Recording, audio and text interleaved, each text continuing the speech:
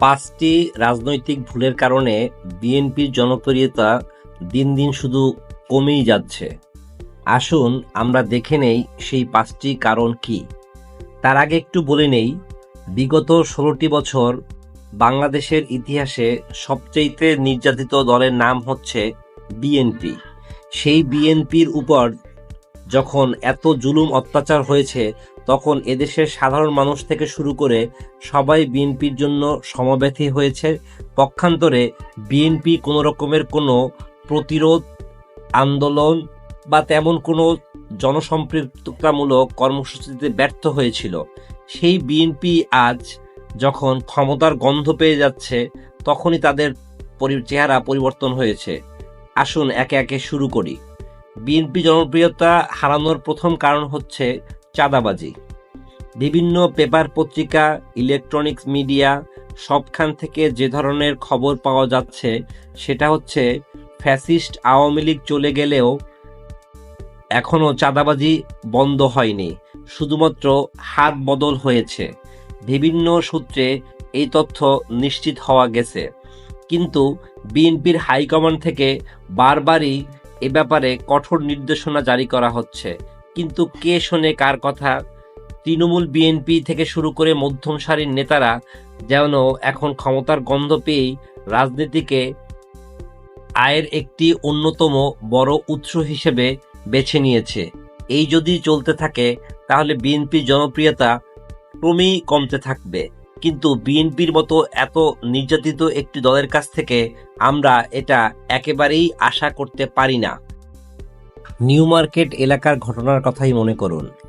Elephant রোডের এক ব্যবসায়ীর কাছ থেকে চাঁদা দাবি করে ছাত্র দলের এক নেতা। পরবর্তীতে তিনি পুলিশের সাহায্য নিলে পুলিশ তাকে নিউ মার্কেট থানায় নিয়ে যায়। আর সেই ছাত্রদল নেতাকে ছিনিয়ে আনার জন্য নেতাকর্মীরা সেই নীলক্ষেত থানার উপরে হামলা বা আক্রমণ চালায়।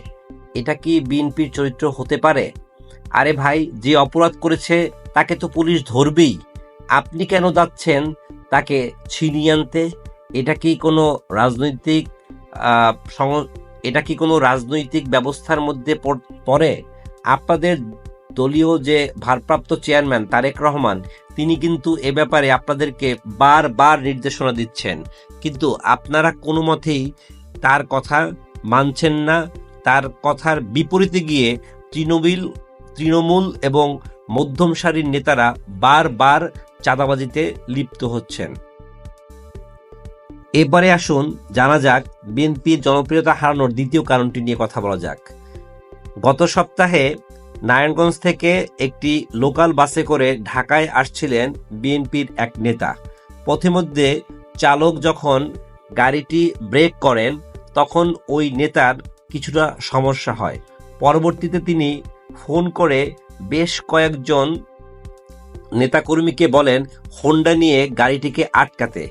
এরপর যা হয়েছে সেটা আপনারা সবাই জেনে গেছেন বিভিন্ন নিউজ প্রিন্ট বা ইলেকট্রনিক মিডিয়ার সাহায্যে।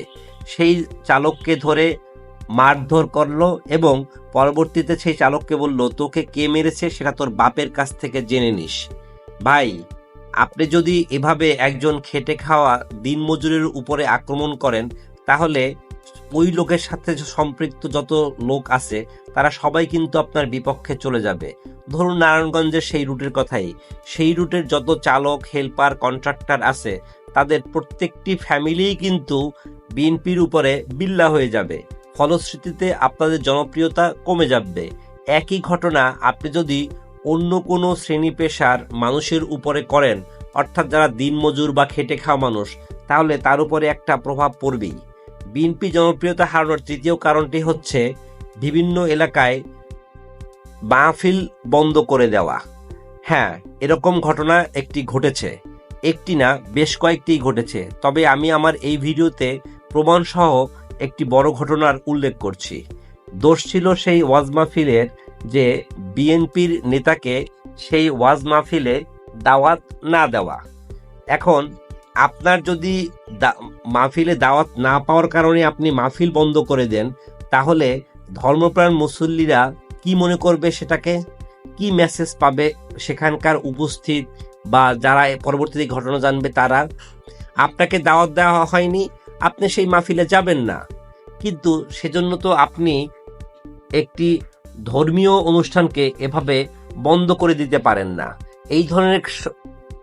এই ধরনের স্বভাব ছিল বিএনপির আগে ফ্যাসিস্ট আওয়ামী লীগের সময়। ফ্যাসিস্ট শেখ হাসিনার সময়ও আমরা দেখেছি বিভিন্ন ওয়াজ মাহফিলে স্থানীয় বিভিন্ন আওয়ামী লীগের নেতারা এভাবে গিয়ে বিভিন্ন মাহফিলে বাধা দান করত।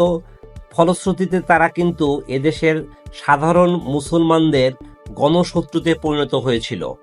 আজ বিএনপির যে নেতার কথা ওখানে উল্লেখ করা হচ্ছে, সেই নেতা কিন্তু যথেষ্ট পরিমাণ আমার জানা মতে প্রভাবশালী একজন কেন্দ্রীয় লেভেলের নেতা।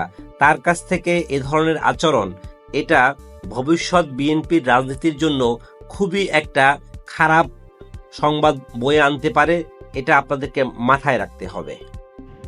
বিএনপির জনপ্রিয়তা হারানোর চতুর্থ কারণটি হচ্ছে ছাত্রদলের মাত্রাতিরিক্ত মাতবরি। তারা সাধারণ ছাত্রছাত্রীদের সাথে ভালো করে মেলামেশা না করে তারা যা করছে, ছাত্রলীগের চরিত্র ধারণ করার চেষ্টা করছে।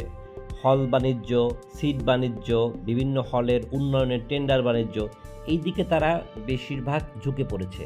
আরে ভাই, আপনারা কি জুলাই আগস্ট আন্দোলনের কথা ভুলে গেলেন? তখন যে ছাত্রলীগের উপরে কি ব্যবস্থা সাধারণ ছাত্রছাত্রীরা নিয়েছিল? এখন পর্যন্ত সকল হলে ছাত্রলীগ প্রবেশ নিষিদ্ধ এই সাইনবোর্ড প্ল্যাকার্ড কিন্তু ঝুলছে। অতএব আপনারা যে এই ধরনের কাজ করছেন, ভবিষ্যতে আপনাদের বিরুদ্ধেও যে সাধারণ ছাত্ররা এ ধরনের প্রতিরোধ গড়ে তুলবে না, তার কি কোনো গ্যারান্টি আছে? অতএব অতি দ্রুত আপনারা এখান থেকে বেরিয়ে আসুন, সবার সাথে মিলেমিশে সহ অবস্থান করুন হলগুলোতে। তাতে আপনাদের জনপ্রিয়তা বাড়বে, নতুবা আপনাদের জনপ্রিয়তা আরও কমবে। বিএনপির জনপ্রিয়তা কমার পঞ্চম কারণটি হচ্ছে তারা সমাজের বিভিন্ন গ্রহণযোগ্য